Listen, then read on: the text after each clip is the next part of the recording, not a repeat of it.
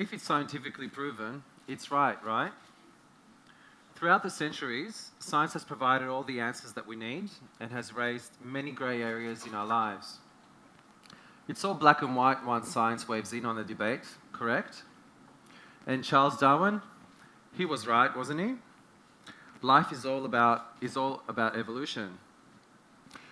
The rule of nature in our current paradigm, according to Charles Darwin, is based on competition, conflict, and struggle.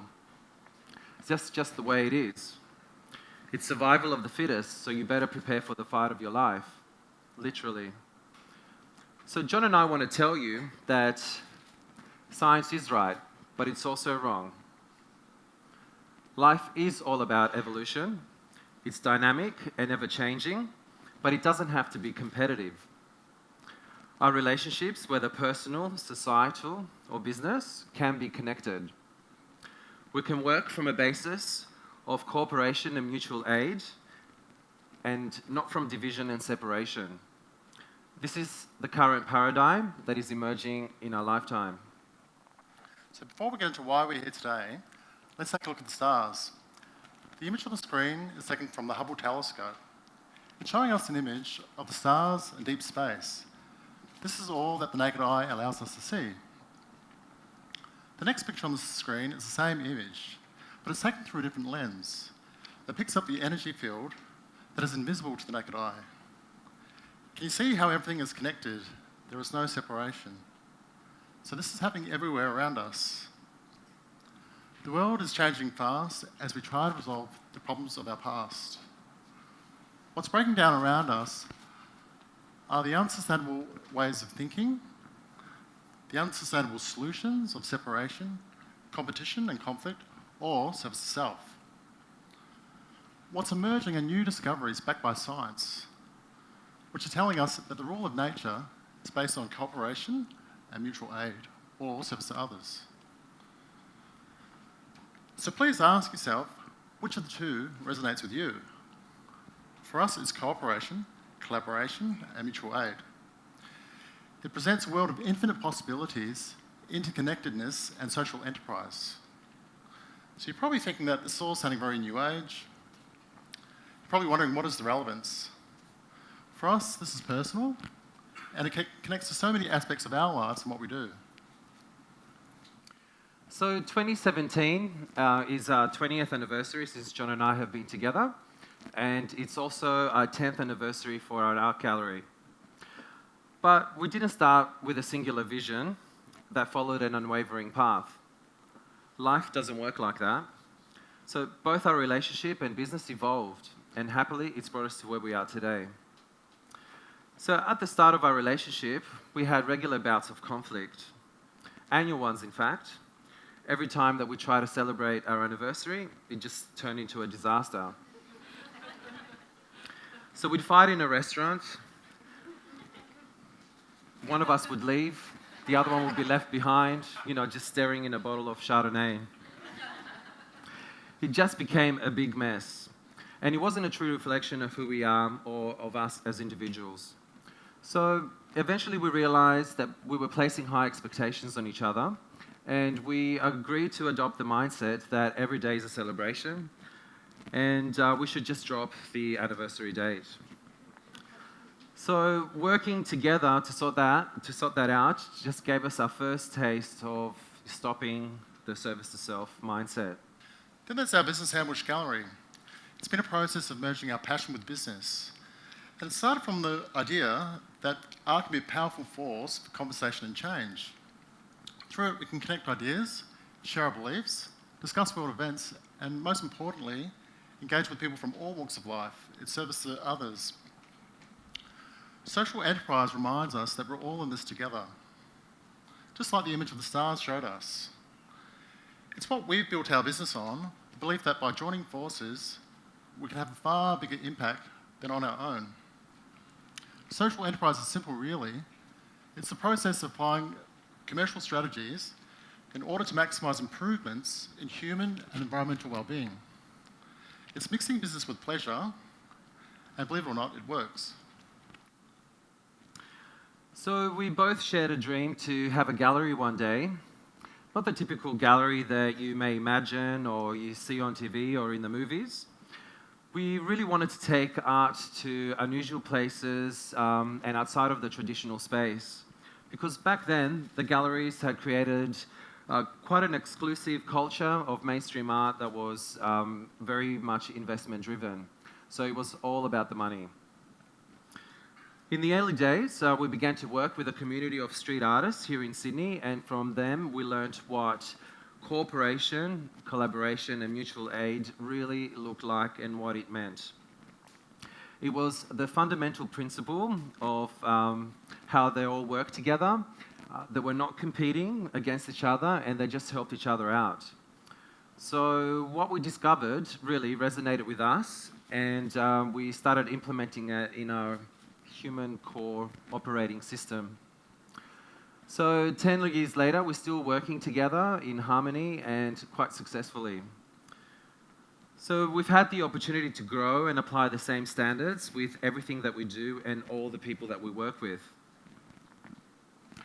So although the world around us was changing, street art back then was a criminal offence, and the general public was being conditioned to fear it through negative media. Street art was not welcomed by commercial and public galleries, and artist-run galleries came and went very quickly, and world-class artists started leaving Australia to go overseas to begin their careers. So we connected with a community of street artists here in Sydney, and our purpose just grew stronger. So you might be wondering why we chose art as a social enterprise venture. It was actually the perfect partner. When viewing art, we become part of a family, so that we are not existentially isolated blips. Art gives ourselves a way to see ourselves in a greater context. Socially, psychologically, and in all ways for humans, it's invaluable. There's also a myriad of positive physiological effects that arise from art and have been proven by science, like low levels of stress, increased blood flow and brain activity when viewing or creating art. Because of its enormous potential for social change, we wanted to take art to the people, to reignite their love for it and its creators. We wanted to create a place where people would gather, look at thought-provoking art, buy it, support the artists, talk about world and current events, drink together and have a great and meaningful time. We wanted so-called highbrow and lowbrow artists all together in the same room. We wanted people to love the art they bought and bring it into their homes and discuss it with their family and their friends. We wanted to create a culture that appreciates art and elevates its local artists and give them opportunities. We wanted tangible social outcomes, not just a money-making venture. So with our intention established, the doors to Ambush Gallery opened 10 years ago in June 2007. And our first exhibition featured 12 street artists to watch from Australia. Over 1,000 people came to the opening. The same thing happened at a second, third and fourth exhibition. Just thousands of people just came. It became obvious that it is possible to balance the scales of the commercial interests and humanitarian causes. They can align, and neither one of them had to be of lower priority. The cooperation and mutual aid that we just mentioned earlier worked perfectly. So Ambush became a gathering place with its roots stretching stretching back over centuries, connecting us to the collective consciousness and attracting like-minded people who came to engage in conversation and alternative thinking.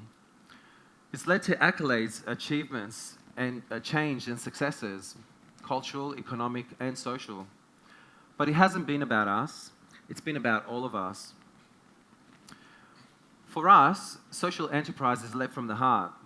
Forget B2B or B2C, it's H to H, human to human. Connect one's heart to the heart of the problem you're trying to change. Work with intention, and in the words of popular culture, just do it. So we did. Fast track to the present day, the gallery has hosted over 400 projects, including exhibitions, creative conferences, festivals and public art projects. We've also worked with over 3,000 artists. It's created an economy for these artists and give them a platform where there wasn't one before for them to project their views. So now we're going to take you on a brief journey and discuss some of the social enterprise projects that we've developed and also explain why they came about and the outcomes they delivered.